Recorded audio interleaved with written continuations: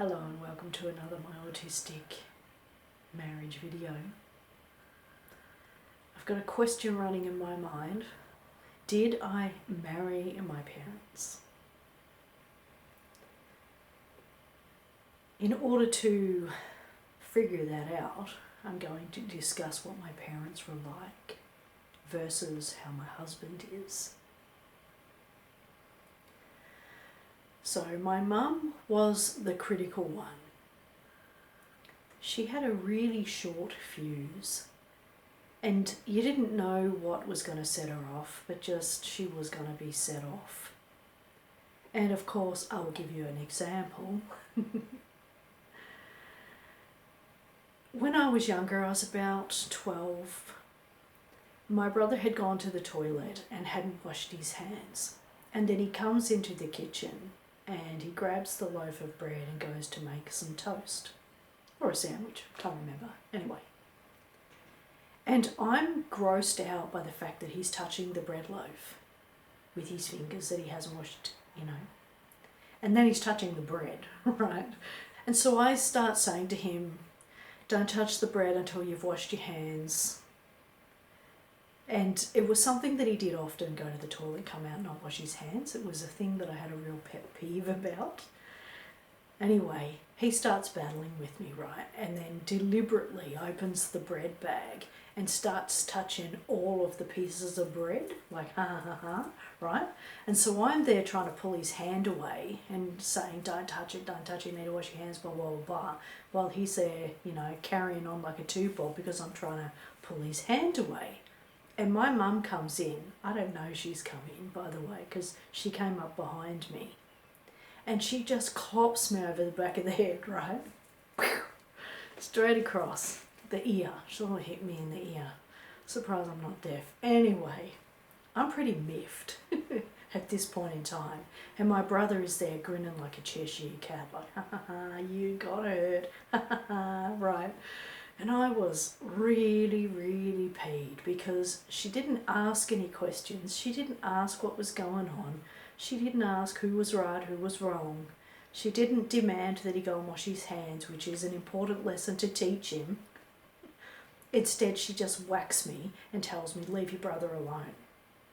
And I try to explain and she doesn't want to hear it. And so I just walk off, right? What can I do? Nothing. So that's an example of what she was like. This hypercritical, stressed out, high-strung person who never got to the bottom of anything. She never asked any questions. She wasn't detective. She didn't delve. She just whacked first, asked no questions later. That was the kind of person she was. She was also kind of verbally crappy, calling us names. So, for example, at that point in time when she hit me, she called me a git. Blah, blah, blah, you stupid git. And that was the sort of thing she did. These kind of negative things that she'd say to you and rarely complimented. That doesn't sound familiar at all, does it?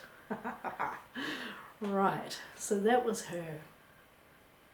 My dad, on the other hand, was slow to temper, but when he tempered, he was like a volcano, but it was short-lasting. It was usually just kind of an angry outburst and then it was over with. But you really had to kind of push his buttons. So there was one time he was working on the car, and working on the car, any person who's ever worked on a car knows that it's stressful. You're trying to get a bolt off and it doesn't budge or something, right? And so you're there and you're getting annoyed because this thing you want to happen isn't happening and it's frustrating and blah, blah, blah. And next minute you've got some child coming up to you and going, hey Dad, blah, blah, blah, blah, blah, blah, right? And he would just blow a gasket. Get around, I'm trying to do something. Like, okay, walking away now, that was scary. My friends did used to tell me they were scared of my dad, which is random because I don't think he really lost his temper that often, especially not in front of people. But aside from that, his temper was few and far between, and he wasn't a whacker in the same way that Mum was, and he didn't call us names. I don't think my dad has ever called me a name in my entire life. If he has, I don't remember it. That's how seldom it was. And with my dad, I could talk to him. We would sit around talking for ages and hours about pyramids and Bigfoot and aliens and all these interesting topics that fascinated him, and I'd just go along and chat about them. You know, they're curious topics. I liked it. On the other hand, once I reached adulthood, I could talk to my mum more about things.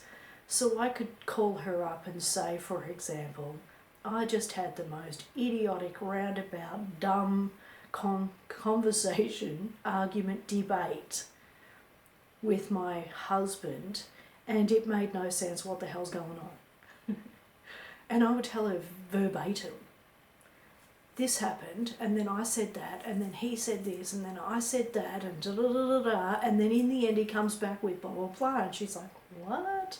I'm like, I know, right? It doesn't even make any sense. There was no resolution, there was no understanding, there was no, I get where you're coming from, nothing. Just straight up, round and round, squiggly, wacky conversation and no resolution. And sadly for her, for me, and for everybody involved, I was often calling her because my relationship made no sense and I couldn't understand it. And her being an adult, I figured, you know, she knows more than I do and she'll be able to help. Nobody was able to help because nobody knew that he was on the spectrum. And even if they did, nobody knew what that meant. Nobody knew that when you go into a relationship with somebody on the spectrum, they're not going to be able to tell you what's on their mind or they express their emotions. They're not going to be able to tell you what's making them feel the way that they feel, let alone how they feel. They're not going to be able to relate to you, and they're just going to be really difficult to live with and cold and distant and moody. And anyway, that was my experience. So I don't know if I married my parents per se. I feel like, if anything, he's similar to my mum in that he's hard to please and quick to anger. And also, my mum was relatively cold and distant growing up. She's more friendlier now that I'm an adult. But growing up, she was very much like children should be seen and not heard. And it's even better if you're not even seen. So, you know, I feel like that's kind of like my partner. He likes me to be there, but just don't speak. You know, you can sit and watch footy with me, but don't talk. And if you try to go into the bedroom and listen to music and want to sing and dance, I'm going to be annoyed because you're not sitting next to me watching footy. And if you're not sitting next to me watching footy, what's the point of being in a relationship? Yeah, right. So, I don't know, what do you think? Considering what my parents were like, I feel like I definitely didn't marry somebody like my dad. I don't have somebody to really converse with. My partner's kind of my friend, but not really friendly. And he is critical like my mum, but he's not sort of open to conversation the way that my mum is. So, not sure. But at the same time, I feel like my childhood did sort of lead me to where I am now, in that I'm kind of used to having parents that are fairly distant and critical, so that when my husband was critical, I was really bothered by it, but knew how to handle it.